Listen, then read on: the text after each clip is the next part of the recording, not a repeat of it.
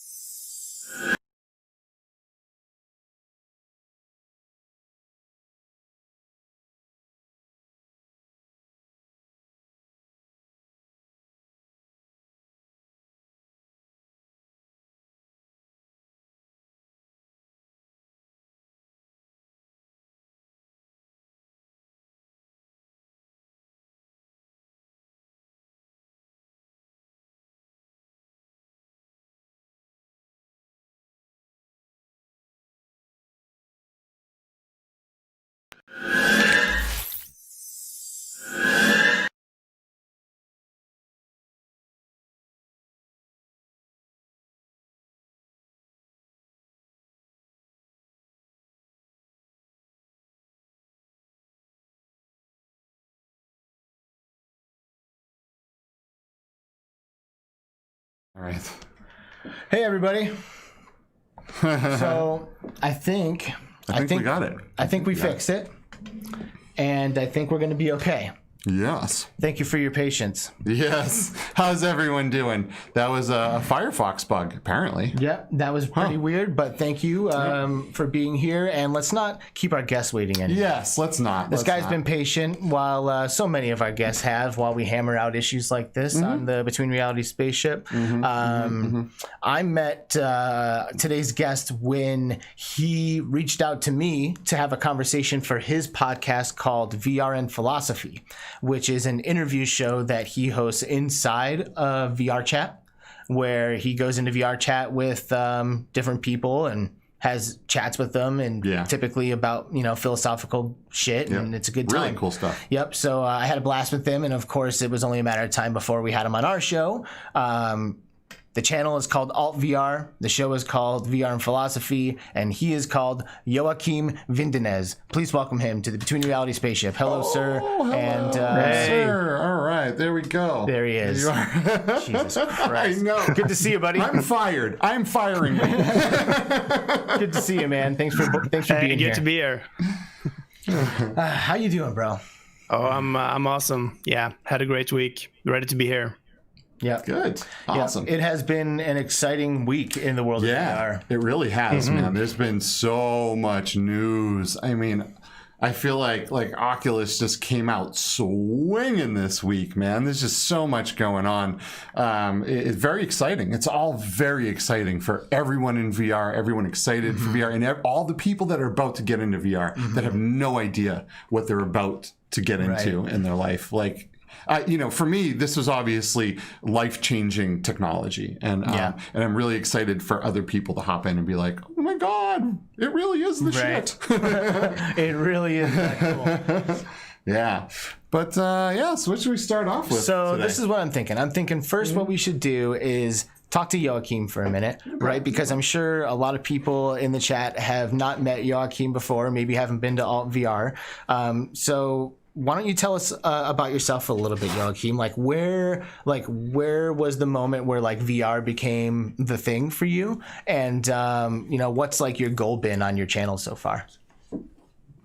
Yeah, so I think the first time I tried VR was just randomly at some shopping mall, and then I think it was an HTC Vive, and I was on top of this mountain, and suddenly my fear of heights kicked in, and I realized that this is real. And from then on, it's sort of at least dawned on me that, okay, we can't ignore this technology. This has potential. So, and from that point on, you start thinking.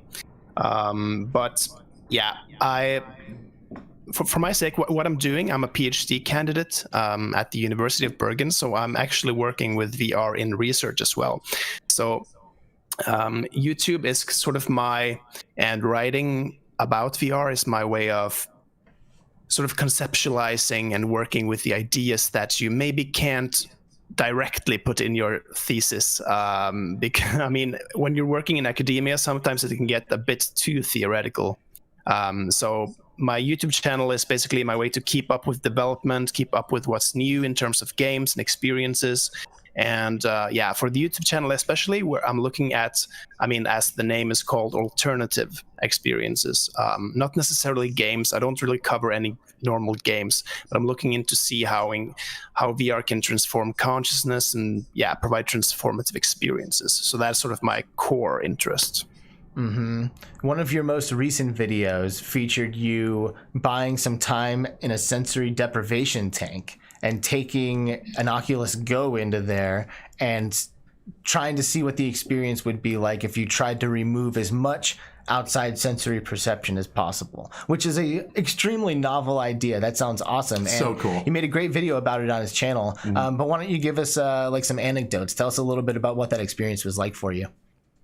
I really enjoyed that. I had planned it for quite a while. I briefly did it with a Samsung Gear about 2 years ago, but it didn't last very long. unfortunately. But yeah, I mean, immersion is sort of defined as the degree to which you are sort of encapsulated by virtual stimuli as related to the real. So one way of going for immersion is actually also to remove physical stimuli. So that was sort of the idea that tempted it, and also having spent time in the tank before, it can get really interesting and I mean, psychedelic. If you spend an hour in darkness without any sensory stimulation, yeah, it can get a bit weird. So I was wondering if you could have virtual stimuli, because you're already losing your bodily self-consciousness if you're in a flotation tank. So a flotation tank is this giant sort of pool filled with Epsom salts that make you float and also reduces your sensory input in terms of heat and weight and just anything. So having this with VR is very special because you don't get the situated perspective. It sounds weird, but when you don't identify as a body in the same way and sort of merge into your sensory perceptions, it doesn't necessarily feel as if you are here and you're looking at something virtual that is there. And yeah, I mean, I didn't get that much time now. There still was some issues with fog on the lenses, being worried that I'll destroy everything, and so on. But I think this has potential if you can, design a headset in a better way. And I did get some visual hallucinations on top of the actual VR display, which was very weird and interesting. Wow. That is interesting. That sounds amazing, man. So I've always wanted to do just go in without any VR, just a normal sensory deprivation tank, and really just kind of explore my own mind. You know what I mean? When you cut out every sense, when you cut out your hearing and your sight and your you know, the feeling of even gravity, right? I mean, it leaves you in a really, really wild state where your body is searching desperately for input, because that's how we run. And then to take that and put on VR and really go into some stuff, that just must have been just such a cool experience. And I'm kind of jealous. I kind of want to try that. You know, maybe we can take our original OG quests. Yeah. And we can go in there. I got a use for it now. Yeah. It doesn't matter if we get them all wet. We got new ones coming. So. Right. Well, this is actually interesting because you might have to dig for this. Maybe that's what you've been doing. You guys might have to dig for this now. But on Twitter, you saw something that was pretty cool, dude, and it kind of would maybe be a good solution to what we're talking about here. It would, and so Skiva on Twitter today, or I don't know, recently, whatever, he found a post of somebody that had Half-Life Alyx running on an AR headset. Yes. Okay. Let me see if I can pull that up real quick.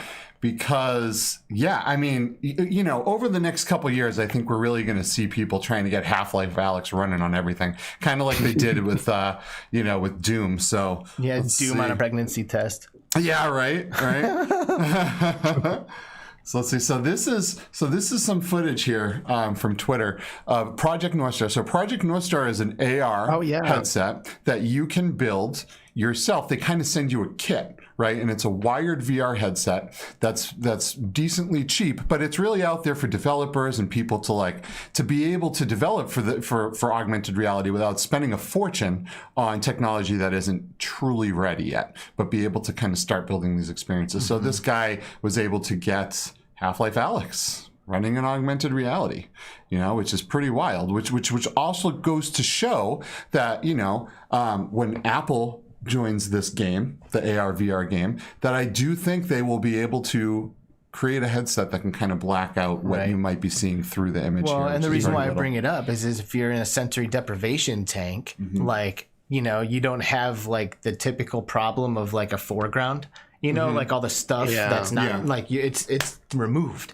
You know, like you're in a dark space or whatever, and as long as there's not too much light bleed, that becomes your input. To your point, you know, like that's now your display. And if it looks good, if it's high fidelity enough, I bet you it would be enough to trigger some crazy shit. And maybe you wouldn't want to play Half-Life Alyx, right? But like enough to like get some crazy like visual patterns going, maybe some fractals and shit that could like something like suck you in. What was that one, Soundscape or whatever, where you could kind of breathe and kind of and it creates all these crazy visuals. Which Sound is a really, would be really perfect for Sound the tank. Self. Yep. Yeah, Absolutely. That would be. That was super cool, man. I thought that was one of the coolest ideas I had seen and most original ideas that I had seen. And one thing that blows my mind about those tanks is how much goddamn salt is in Oh, there. yeah. like I forget the number, but it's staggering. Like 1,000 pounds. I think it's like 1,000 pounds. Yeah.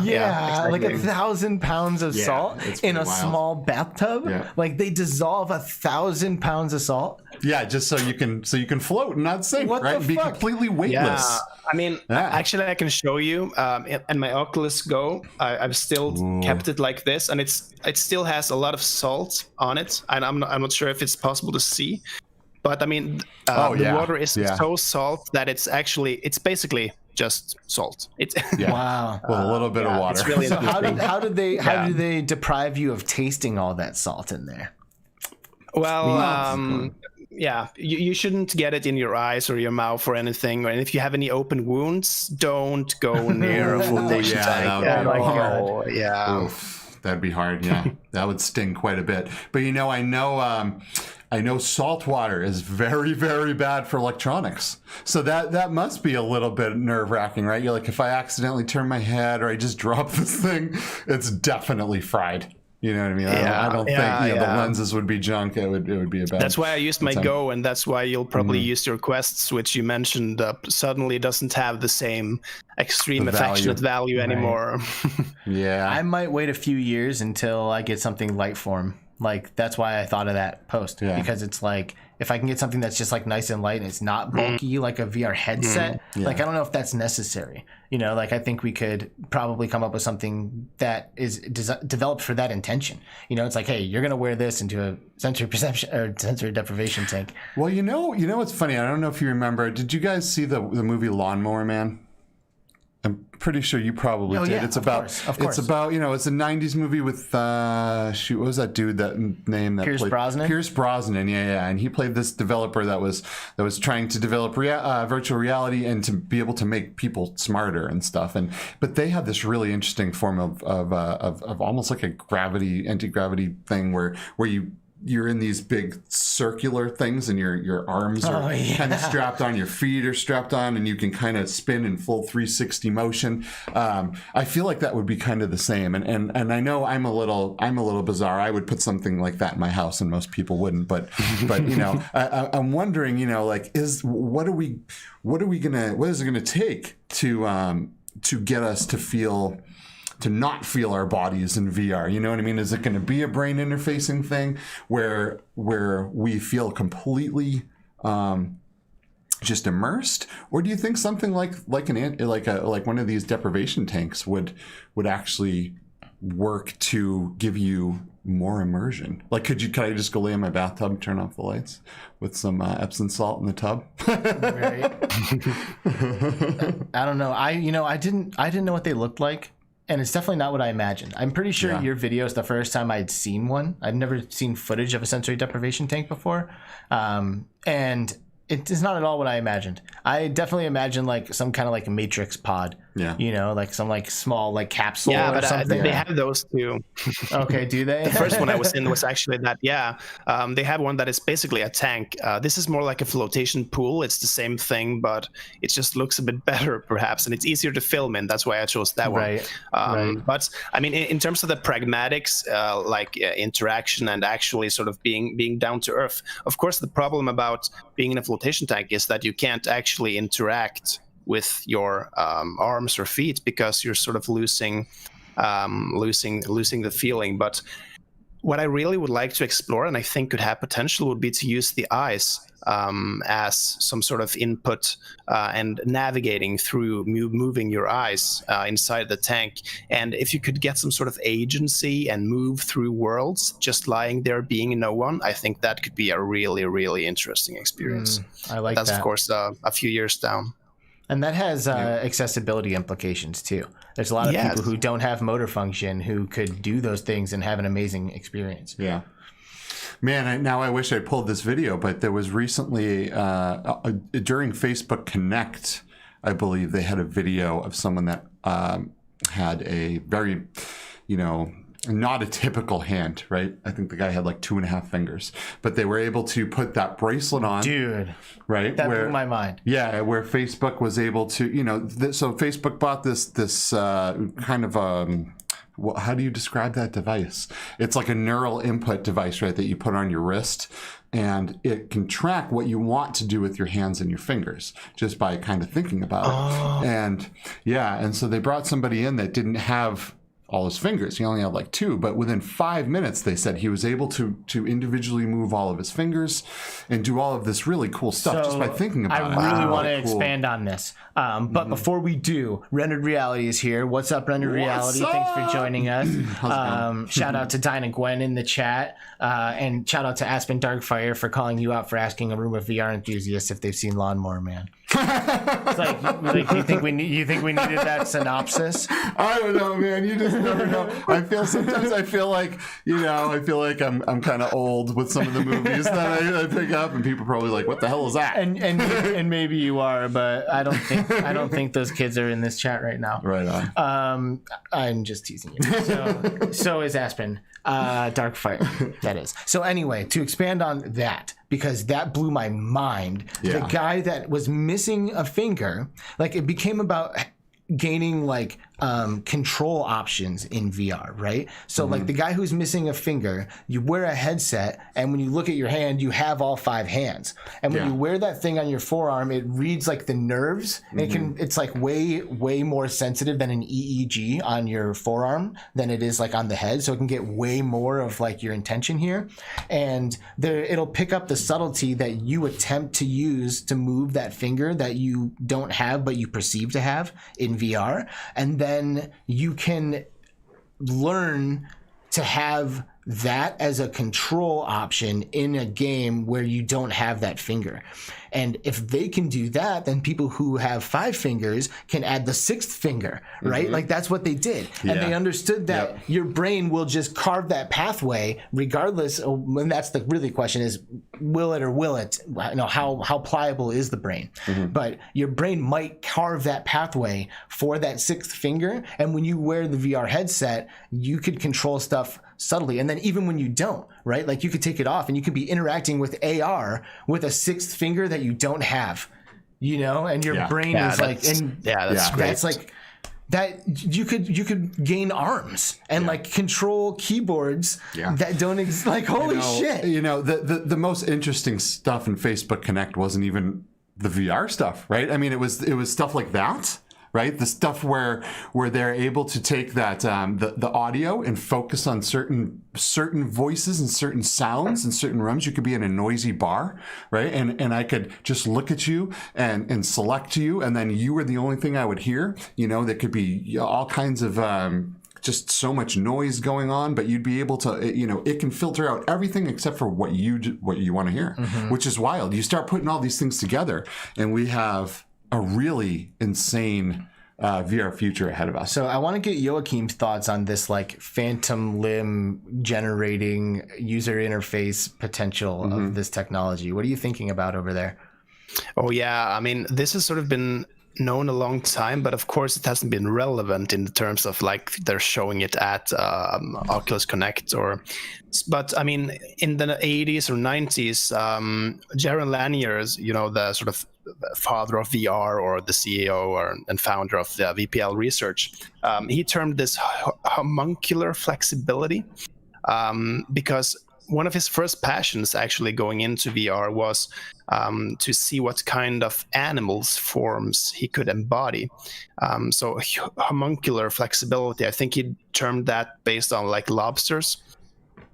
Because he basically designed a VR app that lets you embody a lobster. And exactly like you're saying, you get to rewrite like the synapses or whatever. I'm not I don't know how it works, but it does work. And the fact that we're able to embody, no, but it works. And the fact that we're able to embody things that are not just our own human bodies, that is more than fascinating. It just shows so much potential. And I mean, adding another finger, sure, but what if you can add a building or a world? I mean, whatever.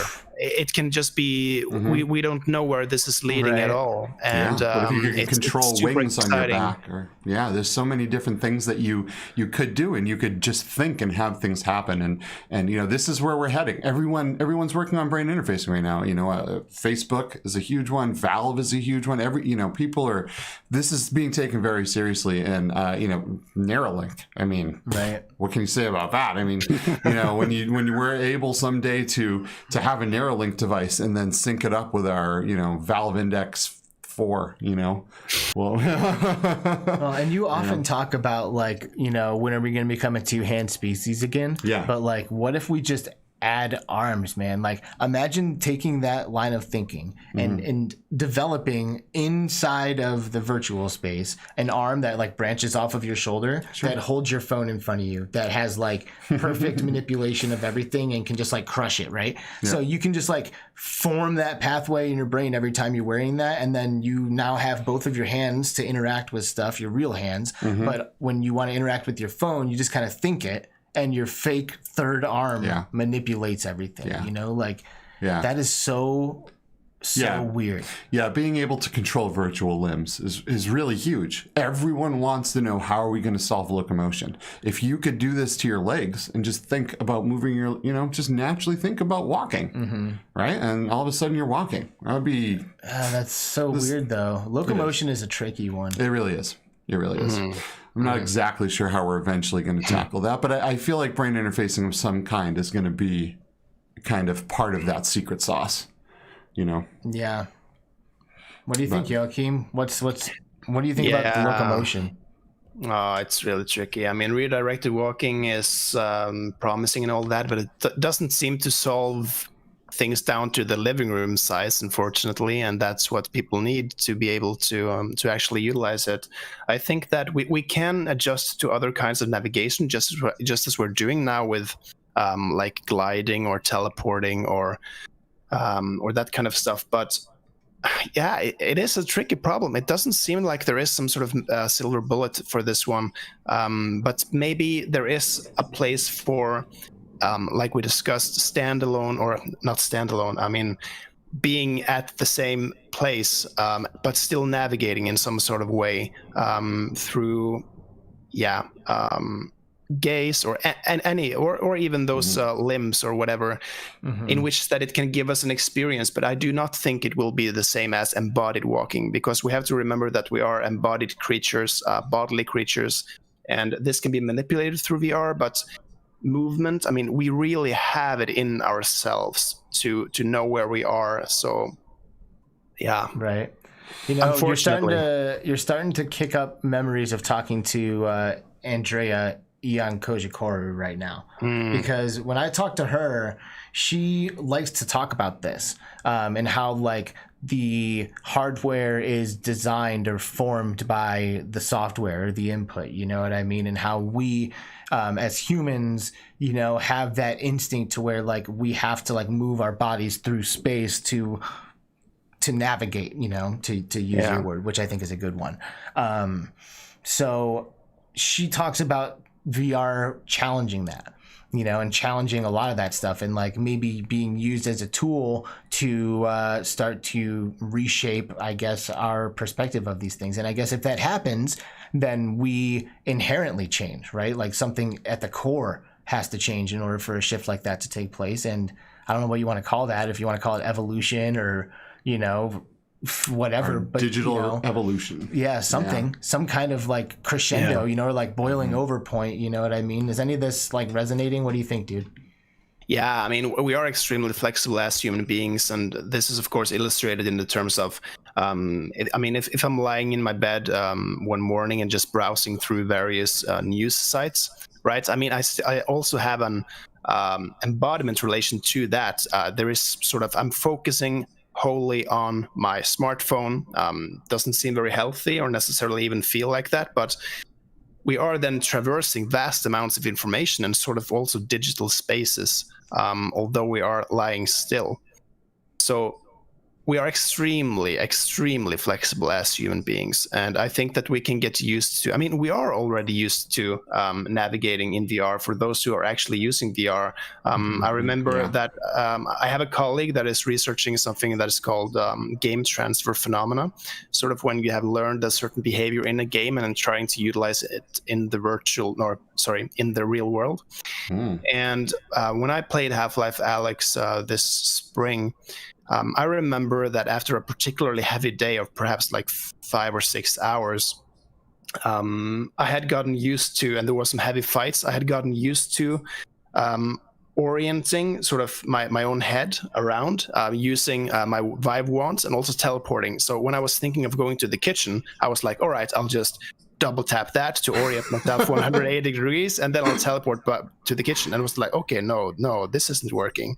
So I mean, already there, just in a few days, I had sort of rewritten my way of getting to somewhere. So of course we are extremely flexible, but I still think that it's not that we can't do without our bodies, but there is so much there to use in terms of the richness and sensory perception that we have. So I hope that there is some sort of silver bullet somewhere that someone just genius will find. But yeah, it's rough. I gotta tell you that. So I played through almost immediately. I played through Half-Life Alyx 2 times in a row, and after that, man, I just walked around going. I just immediately be like, "Oh, I need that cup." Oh, yeah, right. The hell's wrong with my controller? I can't. You get used to it. Your brain starts to think like, oh, this works. Half-Life Alyx, everything looks so real, everything feels so real, and then you come out of it and you're like, oh, we're still in the same place, but we're not. So, you expect to see some combine outside. Darkfire, I'm glad you mentioned something about dreams, because I was over here thinking about dreaming while we were having this conversation, and he second guesses himself now, so I guess I won't read his statement.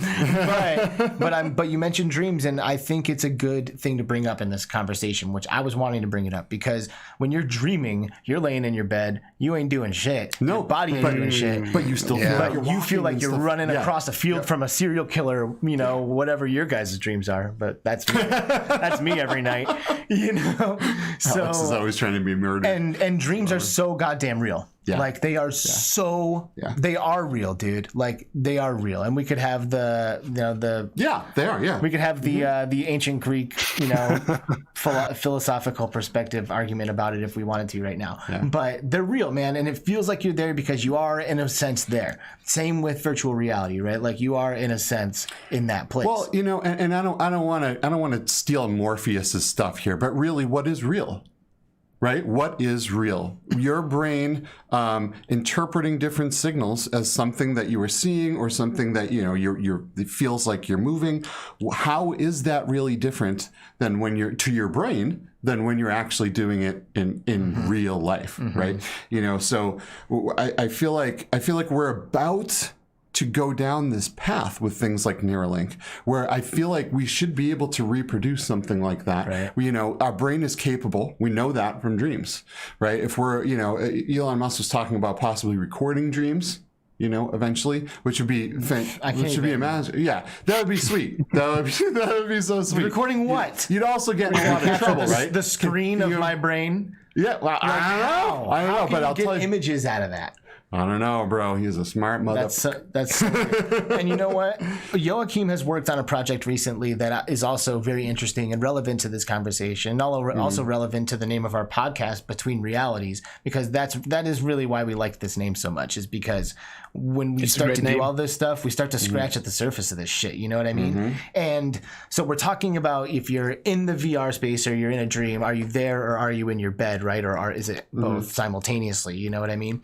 Joakim has taken this to the next level and mapped his apartment in VR. Right. So whereas before, like when we go into VR, it's like you like turn down the dial of the real world sensory perception and you turn up a dial of a VR sensory perception. So that way this one drowns out that one. And this one, he's trying to get both of those dials to like have the same frequency. You know, you're in VR and it's the same space there. I mean, you know, this isn't a completely foreign idea. A lot of like location-based experiences and stuff are accomplishing things like this now. But having it be your house adds, I think, a personal and emotional connection to it because you exist in that space. So you're constantly contributing energy to the existence of like not just the physical space of it, but like the emotional space of it as well. And when you incorporate, you know, when you tune those dials to the same frequency, I don't know, I could maybe see that starting to get a little bit weird or having some effects that maybe you didn't expect or something. You know what I mean? Yeah. Yeah, for sure. I mean, it's so I developed this in Unity, and when I'm sort of trying to calibrate perfectly, I usually have to make some sort of adjustments, right? So I have to take this chair a little bit to the left, and when I'm going back to Unity to sort of put that chair to the left, I can't remember if it was the physical chair that was going to the left or the virtual chair that was going to the left. But I kept doing mistakes, and yeah, I mean, regarding like what is real up in this, there is a sense that when I am in my virtual apartment, I have the exact same feeling of being there in my actual apartment. I mean, of course, it doesn't look the same, but I know that I'm there. And that is very weird because I was thinking, we had this contest where you, Alex, commented that it would be cool, like if you could have visitors there. And when you said that sort of blew my mind because it was unexpected. I was thinking, oh, wow, that would actually be really weird to have someone virtually come visit me in my virtual apartment. That would be completely different than meeting someone in VR chat. And that sort of speaks about like the sensitivity or the familiarity that you're talking about. Right. Yeah. So, well, because in VR, there's such a sense of presence, right? So if you have captured the sense of presence of your apartment and then you invite the sense of presence of someone else and they're like in your kitchen, and then they like take the headset off real quick and you take the headset off, it's almost like you can see their spirit like fizzle or dissolve where it was standing there a second ago. You know what I mean? Like you're standing I'll tell you what, man, you know I'm moving. Most people here know I'm moving now. But I scanned my basement. You know, I did some photogrammetry and I took a bajillion pictures, and you know, I am hoping that after I move, I can put it together and I can invite people over and we can have almost that same experience, except, you know, their avatar will look a little different, right? But we'll still be able to hang out in the same man cave. You know what I mean? It'll be preserved for all of time. And it's interesting that we're able to do that and then bring other people in. You know what I mean? And that right there is a huge thing for just you know, multiplayer experiences. You have to be able to bring people into things for it to really feel real and to really share experiences. You know, because I don't know about you, but if I go do something super awesome and I'm by myself, it's not as great. But as soon as I can share it with a friend, it's the best thing ever. You know what I mean? So, you know, I'm very excited for that whole thing, to be able to have a space that you might not have. You might move to a studio apartment, but you still have this giant space where you can hang out with your friends. Right. I mean, it's the whole thing. And, you know, and Oculus was, you know, part of the Facebook Connect thing was they're talking about, you know, trying to get virtual workspaces and making the most out of our space with VR, you know. And I already use VR for work, you know. It used to be about 8 hours a day. I'm not doing that what did as they much, call but... it? Infinite screen or something like that? Yeah. Was it infinite screen? Or well, infinite... they talked about that. How you can have infinite screen space, right? Just like a million of them, pile them up, make them as big as you want, as small as you want. Yeah. And they were actually snapping it to physical things in the environment. Right. So you can sit at your desk with your keyboard and you can snap that virtual picture to your to your monitor. Now, that's super cool, and it really gets me excited for something like the Quest 3 or the Quest 4, where those pass-through cameras are full color, very high definition and high resolution, to be able to use that augmented reality feature, if you will. Rendered reality says Infinite Office. Infinite Office. Yep. That's the one. So, anybody been in Horizon yet? Have you done Horizon, Joakim? No, I wasn't invited, but yeah. I mean, I'm curious to hear about you. Well, I think it sucks. Well, that's too bad. But isn't there like creator possibilities for creating virtual worlds as well? Have you tried any of the sort of making your own little thing? To be completely fair, no. However, I'm not really interested in creating VR games. Like, I like to play VR games. Well, you know what I mean? And like, it's almost like this whole platform was like relying entirely on the community taking the reins from them.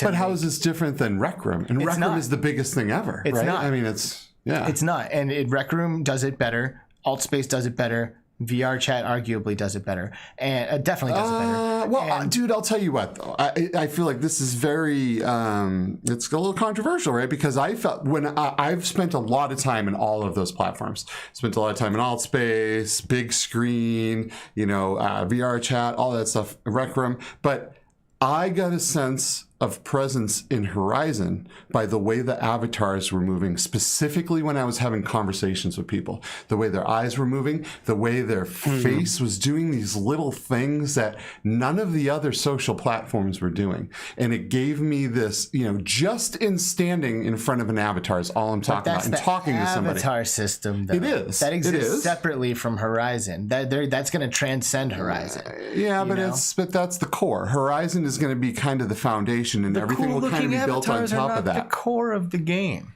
It can't revolve around that. But it's social. Well, it is an essential part of the social experience, though. It is an essential part, sure, but it doesn't matter how good it looks if there's nothing cool to do. Yeah. But so this is the beginning, right? And just like Rec Room. So when Rec Room hit Quest, it was very limited. There was like a couple things you could do. Everyone in PC Land had all the bells and whistles, but you didn't really have anything on the Quest. Now we're like, this is a platform that was just spun up. They're just working on it. It's not, it's not in a place where it's commercially ready yet. 2 years from now, dude, like with a $299 Oculus Quest 2 with a higher resolution than an Index, people are going to be in here. People are going to be in Horizon. People are going to be making stuff. It's going to turn into this giant world. It will. I think it will. I really and truly do. And I'm not saying I want it to. I'm not saying I want anything Facebook to succeed necessarily. I'm really skeptical, man. I'm really skeptical. I'm not anymore. It's mainly because that will probably not be someone's first VR experience, but it might be their second or third, right? Like you buy the headset, what do? You play Beat Saber. When you have it to yourself, you play some Super Hot and you shred for a while, and then eventually it's like, okay, I want to see my friends, and you go into Horizon. And when you get in there, you've just played Beat Saber and you've just played Super Hot, and then you go into Horizon, and dude, have you played any of the games in there? Yeah. So I had a blast. I did not. I had real fun. They work. What kind of games are there? There's like like a laser tag kind of thing that they did. There's like a way you can like robe from this water. I had a blast on that game that was like kind of like a Temple of Doom or whatever, like an Indiana Jones type of thing, where you had to get through the obstacle course. It was a platformer. It was a puzzler. I'm glad you're here to defend it, because I think that's good to have balance. I had fun. I really did have fun. Here's my point, dude. My point is no one's going to be impressed. If it's your third VR experience. How were they impressed with Rec Room? How was anyone impressed with Rec Room? Rec Room looks like shit. This doesn't as much. The avatars, though. The world looks like garbage, dude. All of the rooms that I went to, like, did you see that room with the big flying dragon? It's like a big dragon flying up there. Like, if that's like, the people aren't using people are using the tools to the best of their ability, and they'll get better, sure. Yeah, and they will get better. Dude, I don't know. Just like when you bought a Quest, Quest was very limited. You could go in, there was a couple games, there was no hand tracking, there was no pass through, there was no, all they've added, the one thing I got to give them, man, is that you buy a device from them, and a year later, it's going to be way more than what you purchased originally. And I feel like Horizon is going to be exactly the same. A year from now, it's going to be so much content. 2 years from now, it's going to be mind-boggling amounts of content. It's going to be a free thing, just like Rec Room, except it's going to be tied to a social platform where all these people are able to get together quickly. And I appreciate your optimism. I really do. However, currently, dude, it's they have limitless resources, bro. Limitless resources. And I went in there and nothing, dude, I gotta be honest, man, nothing impressed me except for the avatars. The avatars look great, sure. And they connect and the eyes dart around. And I do like the avatars. It would be great to see them in other stuff. They're a little cheesy looking. And the avatars aren't perfect either, right? Whatever. Because you start with this one person. You cannot choose male or female, right? You have to make yourself look however you want. There's no facial hair, the stuff like that. But this is all stuff I feel like they're just a couple clicks of a button after it's designed. They'll be able to. And Rendered Reality says Facebook owns Beat Games. They should integrate the new multiplayer aspect into Horizons. People hanging out and then walk into a Beat Saber. Yeah. I don't see that happening. Have you been in there? Because that's not what this is. It's Rec Room, bro, and it's without the ability to import Blender files or something, so you can actually use other legitimate tools and bring them in. Otherwise, why not use Altspace where you can make a beautiful room or something and then pull it in and hang out with everybody in there? It's even on the Quest. You can just play Altspace on the Quest. This is what they should have done, dude. Yeah, so I have a question too. I mean, please. In terms of the Horizon, it's so dependent on users, though. I mean, was it a lot of users when you were there, and did you get to hang out with anyone you knew? I mean, I'm not necessarily like a big Facebook or Oculus fanboy either, but I mean, it gives so much more if you know who someone is and you're able to have an experience with them. Did you feel present with people? I ran around with one person and we had a great time while I was cracking jokes about how I wasn't impressed with it. I will say that. Right. Like, we did have the presence there during that thing, but Facebook, what they should have done, in my opinion, because they had the resources to, is still give the creator tools, sure, but have some legit, good, bounceable games that everyone can jump into. They advertised it with like these planes flying and shit, and they show like this game where like people are chopping vegetables and stuff, and they lead you to believe that the chopping of the vegetables is almost like a race, or like who can do it the best, or we're working together or something like that. That's not what that is. First of all, there's no airplane thing that I saw. Second of all, the chopping thing is just an animation. Like that, you walk up to the block and there's like a big chunk of, I don't know, a polygon, and then you hit it a few times and it chops up into like 4 polygons. And you hit it a few more times and it chops up into 8, and then you hit it again and it goes back into 1, and the cycle repeats. Like, there's no game there. Yeah. It's a room. You walk around for a minute. You're like, okay, and that was it. Now, granted, maybe somebody has the ability to make something out of that, but at what cost? And why not just play a legitimate fucking game? But you also got to look at this from a technical standpoint too. Right, they had to build this foundation of things that would be able to enter and exit this world and be able to port into different games and be able to bring people. Like, the foundation of the code is probably what took 99% of the time. Once the foundation is there, then you can throw. I mean, all the games and the experiences are going to come. You know what I mean? Like that, but it would never be as good unless they spent time. And I truly don't know if they have, but the only way it's going to be successful is if me and you put on our headsets, we're in Horizon, we walk somewhere, we're like, bro, let's hop into this multiplayer game. We open a portal, boom, we're both in there in the same lobby. You know what I mean? And in order for this to be successful, that's what they have to be working on. And for that to be in the core code, I mean, there's a lot that they have to do and that they have to get right. But they're and not that's all on the back end. They're not advertising it as that. They're not saying that's coming. They're not being like, we're like, you're giving them, in my opinion, way too much of the benefit. Yeah, maybe I am. Which, again, I appreciate your optimistic perspective, but I love VR. I love multiplayer gaming. All I want to do is play with my friends in VR. And I was optimistic going into that. And I was like, really? Shit. Yeah. Like, I think it has, to Render Reality's point, a long way to go. It does. Before it resembles anything that I would recommend. You know, and in the meantime, I'll just invite my dad to join me in real VR fishing and then jump into multiplayer Beat Saber. Why the fuck am I going to go play those garbage games in Horizons that, you know, someone worked really hard to do, and I appreciate that, but they're not as good as developer-made games that you can play already. You know, like, I just don't see the reason. The Avatar's not enough for me. You just the only thing you can do is keep in mind that this is still an invite-only beta, and that's as far as we've gotten. I appreciate you, sir. Yeah, once this comes out of beta, I feel like, you know, and typically I don't have that much faith in Facebook because of Facebook. What was that first garbage program they put out? Facebook Spaces. I was like, guys, really? You have how many programmers, and this is what you came up with?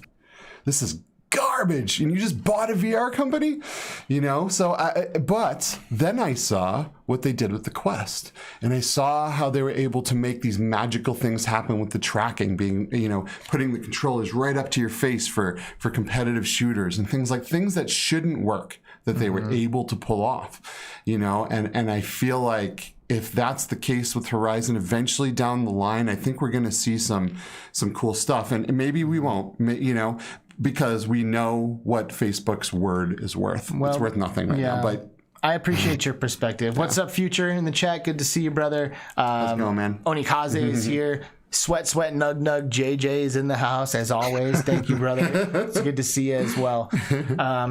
Joakim, where do you stand with this Facebook thing, man? Because I fucking flip-flopped this week hard. For a second, after watching The Social Dilemma, I was like, I am out. Fuck this. And then I spent the whole day talking to people. Like, I chatted with multiple people throughout the day. I actually chatted with Scobalizer for a while, and he gave me, I mean, the guy's been in tech forever and gave me a lot of perspective about it. I mean, he's just like, whatever, dude, this is happening whether or not you fucking sign up for it, you know? And I'm just like, God damn it, you're right. You know, like, I don't know if me not participating is going to do anything, and it's just going to be shooting myself in the foot. It does. No, it does. It does. You can't ever let anyone have that kind of attitude. But I have to. Because if you just give up, then you just give up. But you're buying it.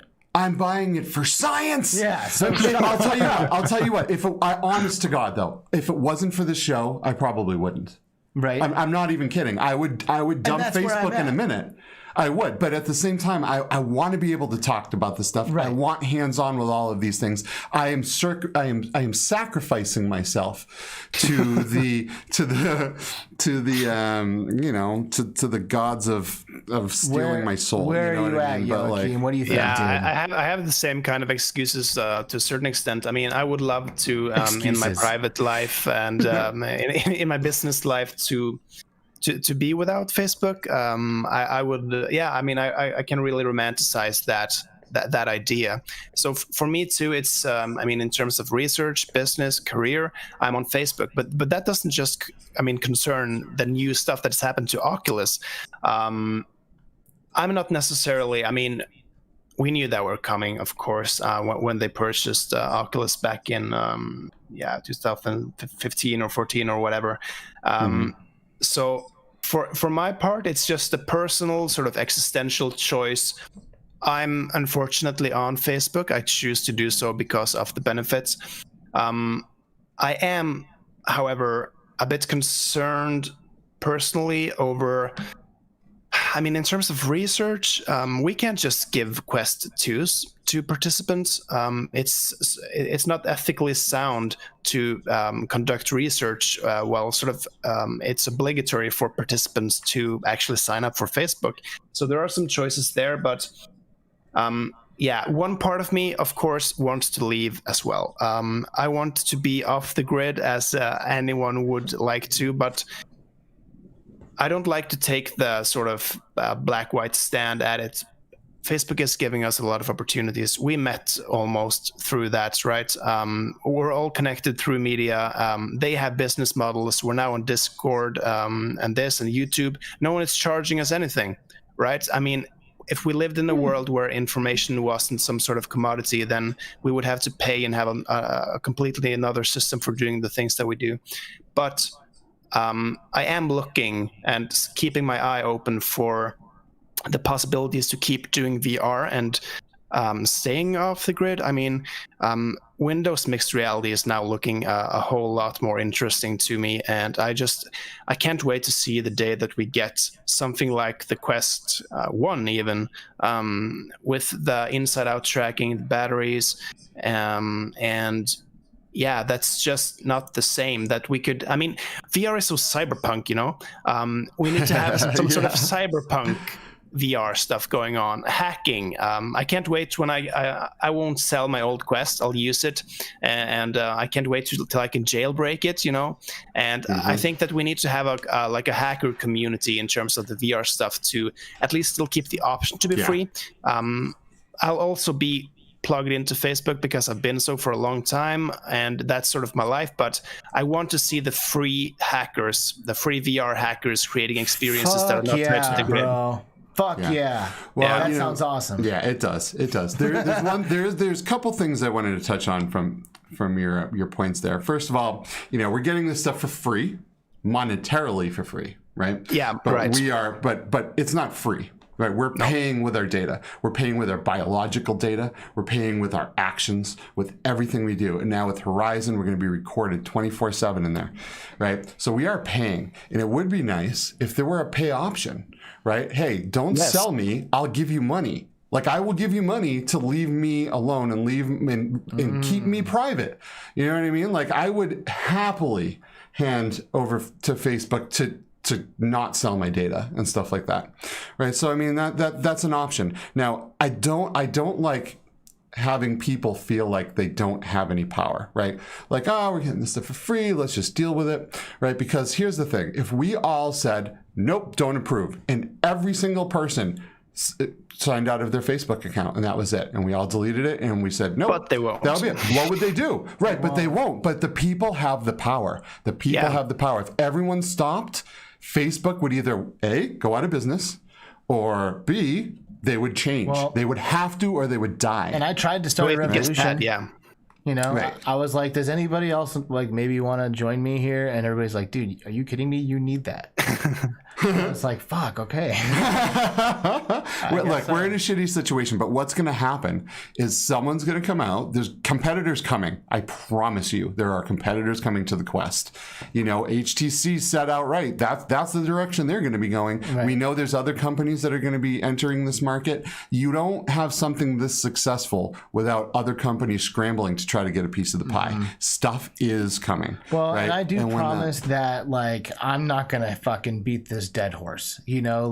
I know that at this point I've already pulled the trigger. I got a pre-order coming. I paid the cash. It's going to happen. I could cancel it, but I know I'm not going to. So I'm in. So I'm not going to sit here and fucking cry about Facebook every episode because I'm contributing. You know what I mean? Yeah. That would just be people need to know. But people need to know the issues. And we will bring them up, I think, as they develop. But for the time being, we all know what we've signed up for, and we might as well just fucking lay comfortably in the graves that we've dug for ourselves. You know what I mean? Yeah, we will. But as soon as there's another headset that allows me to grab on and pull myself out of that Facebook grave, I'm out. Cool. And follow Skiva on Twitter because he'll tell you when that is. Yeah. Follow me on Twitter at Skiva. I tweet, man. But you know what, though? Speaking of Twitter, I've never seen anyone with a Twitter presence like this guy. I know. Joakim, what the fuck? Look at the monitor right below me here. That is a lot of Twitter accounts right there. I need you to justify having 4 Twitters to me right now. Yeah. No, there's 5. Did I even put? Oh no, I did put his personal one. Distributed personalities, so that's rough. It's all good stuff though, and like the Matrice blog, right? We haven't really talked about that at all. That's VR and consciousness. That is one of the most fascinating things to me. I'm absolutely fascinated by consciousness and what it is and how it really works. And so that's my favorite of your content. I think, just the stuff you put out on that is fantastic. But, all your stuff's great. And you guys should definitely go down in the description and click all of those little Twitter links and hit the follow button because there's some good stuff. What's the Matrice blog, Joakim? Oh, well, tell us. Yeah, that would be my favorite type of content too. I mean, I think I started doing YouTube in February this year, so that's quite recent, and that goes for the VR and Philosophy podcast too. So the text blog I think I've done for 2 or 3 years.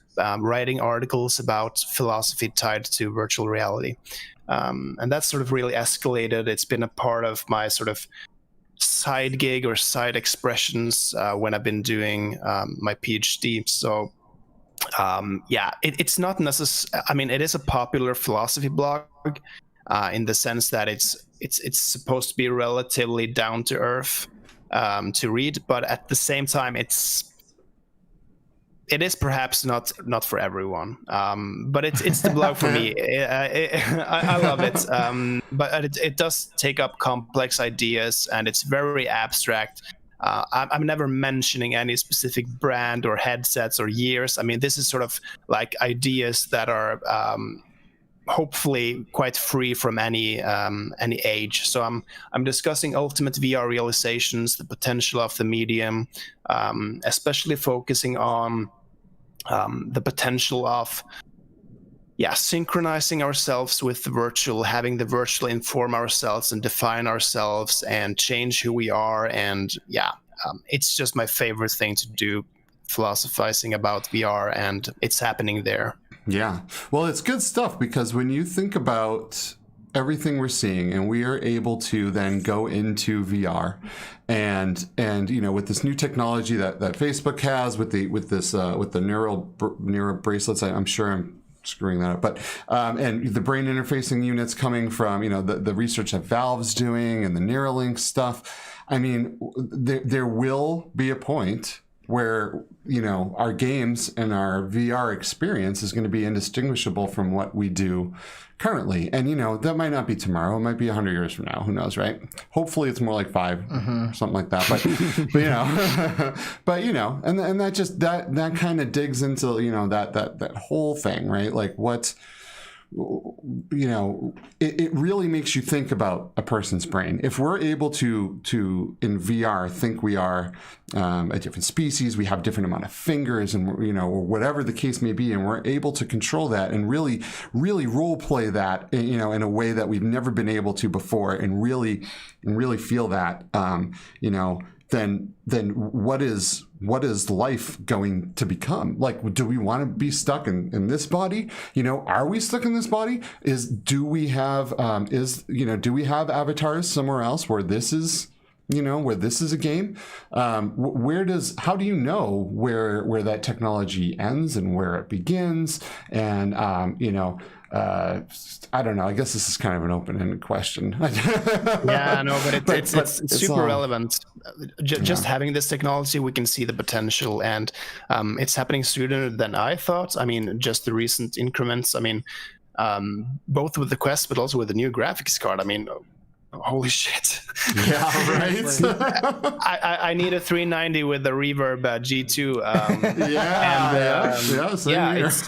It's just super fascinating, and I think that there isn't much VR philosophy going on. I mean, there isn't that many people. Of course, there is, like, everyone is talking about the potential, but we need to relate this literature, because there is so much things that have been discovered through philosophy in terms of our identity and phenomenology, not especially.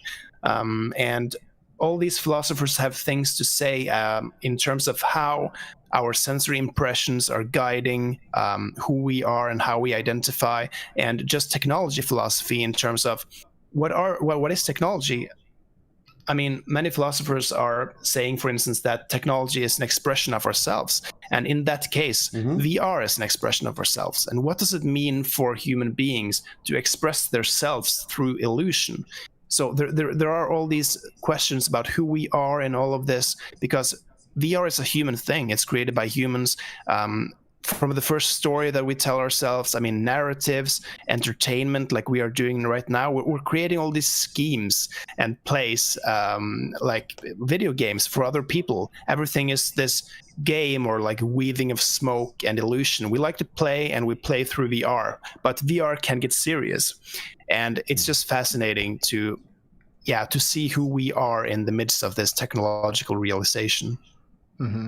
I really want you to just like take control of the show here, you know, like either just keep talking or you know, like, or start a discussion around something that you think is severely lacking and maybe needs a little bit more attention.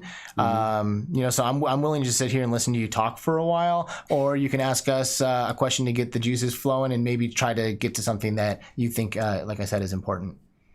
Yeah, sure. That sounds like a good idea. I mean, what I really enjoy as a metaphor for what VR can do, and I think that can also bring us closer to what we want to do with the medium, is in terms of psychedelics. And there I may have some questions, because there is this focus on, I mean, within religions, right, or any sort of philosophical system, there is this strong division of I am here, and here is this microphone transferring something to you, and I'm seeing you there, and it doesn't come across as a wholly united stream of experience necessarily. We discard it. We have these bits there and bits there. There's the camera, there's my other screen, there's this. So we thingify and event everything. And I hope that VR can help to blur those distinctions in a way, because I think it would be healthy for us as human beings. And for people who have had psychedelic experiences, for instance, this is one of the things that is sort of being advertised is a bad word, is being spoken about as one of the benefits, that you don't have this hard distinction of you, your inner self, meeting the hard, brutal world outside you. Rather, there can be this flow between yourself, and you don't have to feel alienated from your worlds. So that, I think, would be like the grand potential for VR, to find various ways that we can synchronize with our virtual worlds, and that they can bring us some sort of sense of calm, either through the environment being calm and we getting calm, or the environment can respond to our physiological sensors, and through some sort of meditation get us into an equilibrium of, changing our relation to the virtual worlds. And if we do this over time, maybe that can change our relation to the physical world.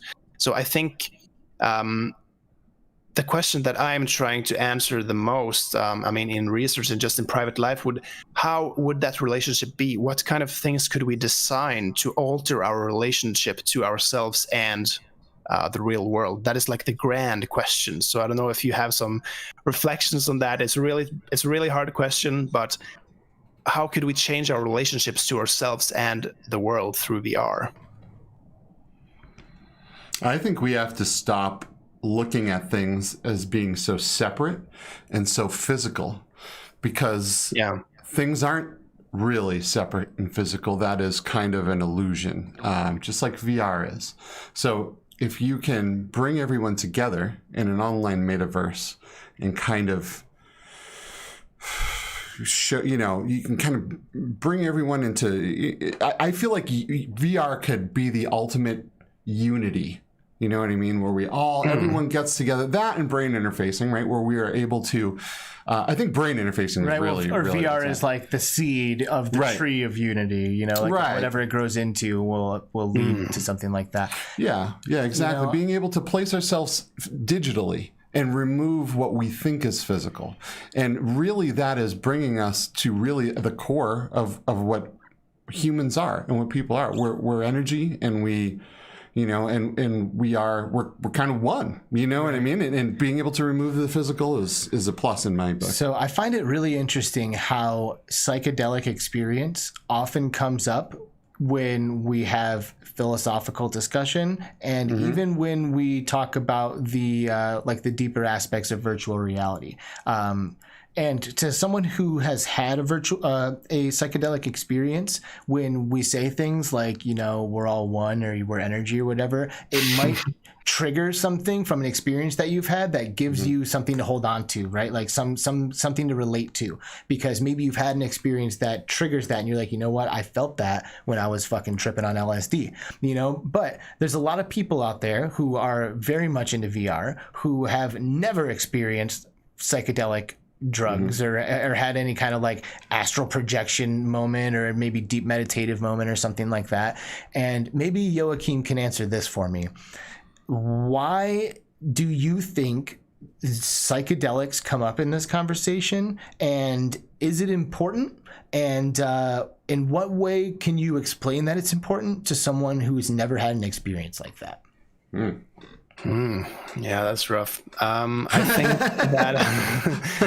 that first of all, is it important? Yes, it is important. And what is the feeling like, or why should we strive for that? That is harder. Because I mean, sometimes it's easy to forget even yourself. But yeah, there is the sense of being isolated, of being this thing, and you controlling yourself. There is an alternative to that, which is possible to realize. It doesn't mean that you become a robot and that you just adhere to some sort of external will controlling yourself. But there isn't this sense of something outside you necessarily being something that is antithetical to what you are. I mean, someone describes it that, like, if you're walking up a hill, it's the hill walking you up. So you have exactly the same content in your experience, but it's just a different perspective. So I think what is important to realize is more how much perspective is steering our experience, because that is immense. When you have almost the exact same sensory experience, but your life is flipped completely upside down, then you are being more flexible to other experiences. So I think one of the benefits of either having this through meditation or through other means is just knowing that things can be flexible. And this is what VR can do as well, because VR shows us experiences that makes us flexible. So you have also these cyberdelics like Sound Self, a technodelic, which is sort of trying to give you this meditation in another way.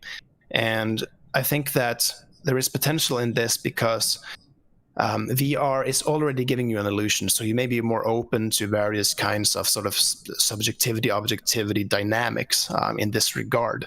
But I don't think that everyone should do mushrooms. That is not some sort of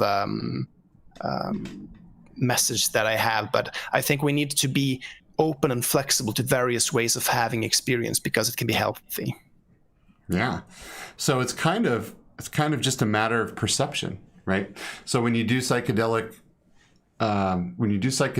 it changes your perception on reality, on life, and on how everything works. And then when you VR kind of does the same thing. You put this device on and you're transported to another dimension, another place, another planet, whatever, with whoever you want to be with, and you are getting different perceptions of things. You're seeing things in different ways, and you're coming together with someone else, and you're both sharing perception. So I feel like it really both kind of bring us together and strip away what we think is so important in the physical world. Mm-hmm. And really it just shows that that this energy, it's beyond the physical world. We can be in VR and we can be thousands of miles apart, but we can sit there and we can talk to each other, and we can share that energy. You can feel it. There is no physical space between that kind of energy and that kind of connection. Mm-hmm. And it really brings people together in a way that nothing else really can. Mm-hmm. In my opinion, besides maybe psychedelics, right? And when you talk about like that flip of the perspective, right, where like now it's the same situation but you're kind of just looking at it from a different place, the best way that really the thing that is like the hard part about that is that the perspective that you're usually in is a place that is somehow rooted in fear. Like there's like fear there,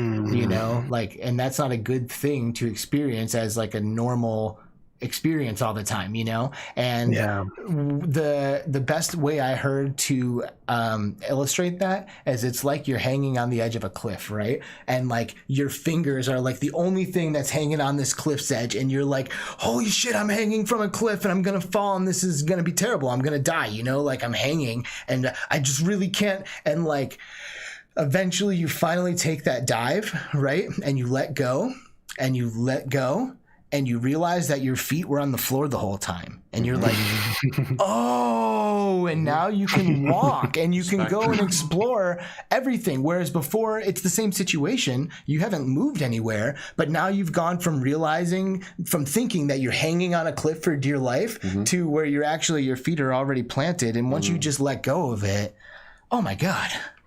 Yeah. Wow, Yeah, I was that's stuck a great there. way of saying it. You know? Yeah. You know, I just had some guys come and help with some stuff at the house. We had this big sale, and this guy had never done VR before, but he's very, very philosophical and loves all of these types of conversations. So I threw him in VR, and I wanted, you know, someone that's never been in VR before, that doesn't play games very much. I wanted an experience where they didn't have to push any buttons, right? So instead of Beat Saber, I said to him, "Do you have a fear of heights?" And he said, nah, you know, I climb up on top of, you know, movie theaters and do lighting and this and that and the other thing. And I said, okay, well, I can put you in this experience where a plank will be, I warned him, you know what I mean? Where a plank will be coming off of a building. You'll take an elevator up, the elevator door will open, and there'll just be a plank. And he's like, oh, whatever. Yeah, I can do that. Let's do that. Come on, let's go. Right? So he gets down there and he's all like, he's like, oh, man, this is going to be nothing. This will be really easy. And he put the headset on, and he was blown away before he even got in the elevator. Then he got in there, and the elevator went up. And he's like, oh, my God, I can feel the G's in my body. I can feel the elevator lifting me. He's telling me this stuff, you know, because you can kind of see through the crack. You can see that you're on your way up in the elevator. And then that door opened, and this tough guy was no longer a tough guy. Wouldn't do it. Would not do it. His body's like, oh my God, I know this is real. My body won't let me do it. My body is telling me your life is in danger.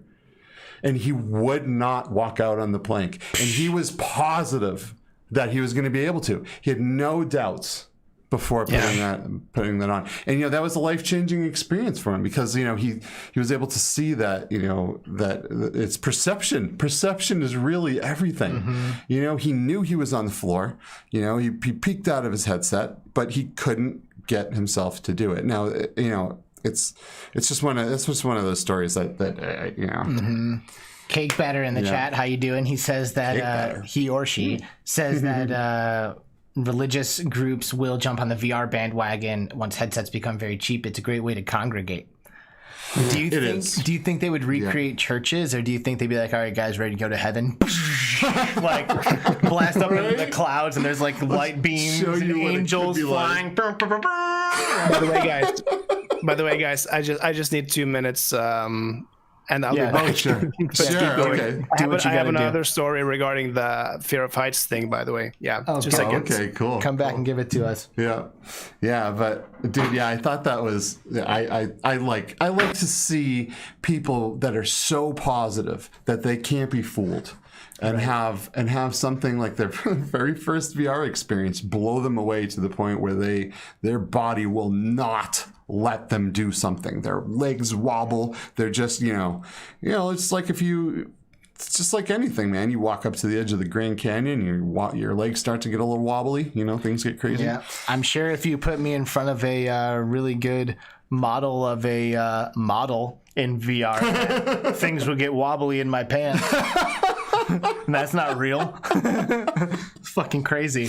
It is, dude. So, you know what I was going to do today that I guess I won't? Well, maybe I will. I'll probably do it tomorrow. But I have a video from SVVR. Yesterday I posted one of Blair from Lo-Fi talking. And right after he talked was this guy who was like a part of that like romantic online community and like using like the physical peripherals and stuff like that. And like he talked for like 20 or 30 minutes, I think. So I'm going to post a video about that really soon. I feel like we definitely got to do an episode discussing morality and the different ways that VR porn and stuff like that is really starting to become you know, one of those, you know, imagine that guy. Oh, he's all right, Joakim. So you just walked back into a porn discussion now. So things change fast on Between Reality. Yeah, exactly. So like, imagine that same experience, right? All of a sudden, you know, that guy had no idea what was about to hit him when those elevator doors opened, right? The same, you know, someone else might see some naked person walk in the room and just, same deal. Like you didn't realize how real it was really going to be, right? I mean, it's just a perception thing. We already have, I think we're booked for the rest of this season. Yeah, we are. So, but season next 3, season, I would love to do that. We got to get somebody. Yeah, because there are devices now, right? Where you can thrust, and on the other side, it mimics your motion. And we're going to be asking you, chat. Yeah. So you better be ready to reveal all of your VR pornography habits. Because there's a lot of interesting discussion. It is an interesting discussion, and no one's having it. Right. Yeah. Right. Yeah. But it's happening. Right. A lot. Well, imagine you are married. Right? Just a quick preview of what this discussion could be like. Imagine you're married, but you don't see porn as cheating, right? But you go into VR and you're able to go into a social experience with another person, but through VR, through the digital world, and you're hooked up to a device where you move your pelvis and you are able to engage in sexual activity. And this is a real product. This is a real product, ladies and gentlemen. And you are able to have that motion across the internet through VR dynamically. Where is the line here? Where is the line here? I think that's it. Between actually cheating, it being a digital thing, it being a machine. Where is the line? Like that's where you start to get into that, like the connection, the real connection that's actually happening, and that's defying distance. Yeah. Right. So this is a rabbit hole. Man, this is a whole entire episode. I think that the synchronicity would be sort of probably where people draw the line. I mean, in terms of normal porn, right? Those are real persons too, and there is some sort of connection there, maybe. But if you know that there is someone on the other side, that it's not asynchronous but synchronicity. Of course. I doubt most people, if you are sort of like having cyber sex or sexting with some random chick through Skype or Zoom, most people wouldn't approve of that either, right? Right. But porn sort of has its own category usually, or depending, of course, on culture, where it's passive. It's one person that can sort of give the same thing to millions. Of course, even porn should actually have a discussion, I think, which is not really being had in terms of the damage that it can do, the damage that it is doing to the actresses, or also the ways in which it can be done professionally and well. But VR porn, it does get super complicated. And I think, it just goes to show that people have to take responsibility of their own lives and have to make up their own decisions on a whole lot of things, because suddenly there may not have, maybe the societal norms can't really help you anymore. You just have to figure out, who are you? What kind of values are you holding? And how is this breaking with your own set of personality? Or it's rough. Shit's definitely gonna get weird.